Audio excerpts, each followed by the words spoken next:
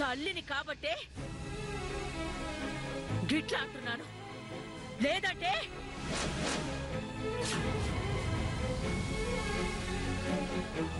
తల్లిగా ఈ స్థానంలో నిలబడి నేనేం మాట్లాడాలనో ఏం చెయ్యాలనో ఒక తల్లి స్థానంలో నిలబడి నువ్వే చెప్పత్తమ్మా. ఏ బిడ్డలు తప్పు చేయరా?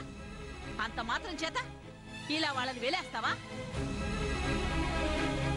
నిజానికి ఈ విషయాన్ని తల్లిగా నువ్వు నీ గుండెలో దాచుకోవాలి.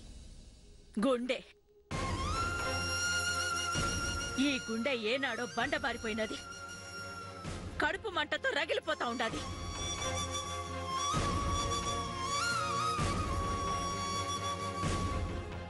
ఇంకా ఈ గుండెకి గా మంటను తట్టుకునే శక్తి లేదత్తమ్మా.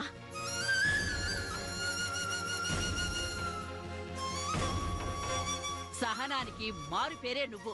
అట్లాంటి నువ్వే నీ బిడ్డల మీద ఆగ్రహిస్తే వాళ్ళేం కావాలా? వాళ్ళ భార్యలు వాళ్ళ బిడ్డలు ఏం కావాలా? గా ఆలోచన వాళ్ళకుండదా?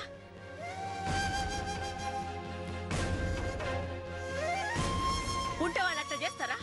అలాగని ఒక్కొక్క కొడుకుని ఇట్లా దూరం చేసుకుంటావా? దగ్గర చేసుకుని తప్పు చేసినా ఇప్పుడు ఆ తప్పుని సరిదిద్దుకుంటా ఉండా. తప్పు దుర్గా. ఒక్కసారి నీ బిడ్డలకి నీ మీద మనసు ఎరిగిపోతే ఏమవుతుందో ఒక్కసారి ఆలోచించు దుర్గా. నీ తల్లి మనసుని పదే పదే గాయపరుస్తుంది వీళ్ళు. ఈ తల్లి గుండెల్లో మంటలు రగులుస్తా ఉండాది వీళ్ళు.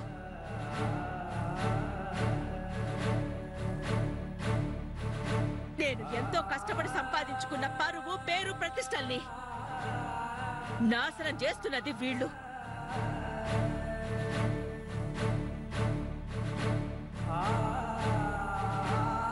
వాళ్ళదేదో చిన్నతనం వరకు వదిలేయచ్చుగా.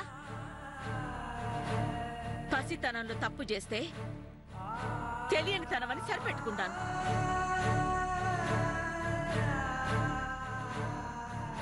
వయసు వచ్చినాక తప్పులు చేస్తే వయసు పొగరని నా ఆవేశం అణుచుకున్నా.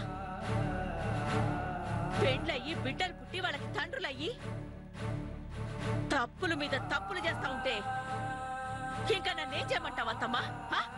ఏం చేయమంటా ఉంటావు?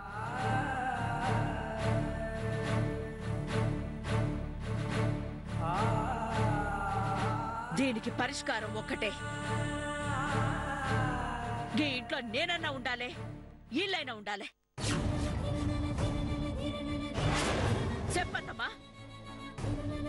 నన్ను బయటికి పొమ్మంటావా?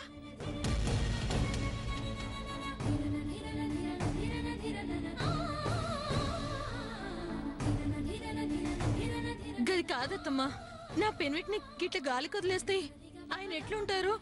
మంగా, నేను ప్రశ్నించడం అంటూ మొదలు పెడితే నీ దగ్గర సమాధానం ఉండదు. వద్దు, నన్నంతవరకు పోనీ మాక. చివరగా ఏమంటావు దుర్గా? వాణ్ణి అలాగే బయటే చావమంటావా?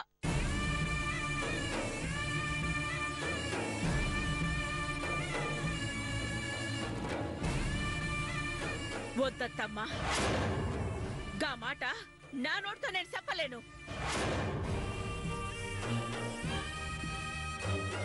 విన్నారు కదా,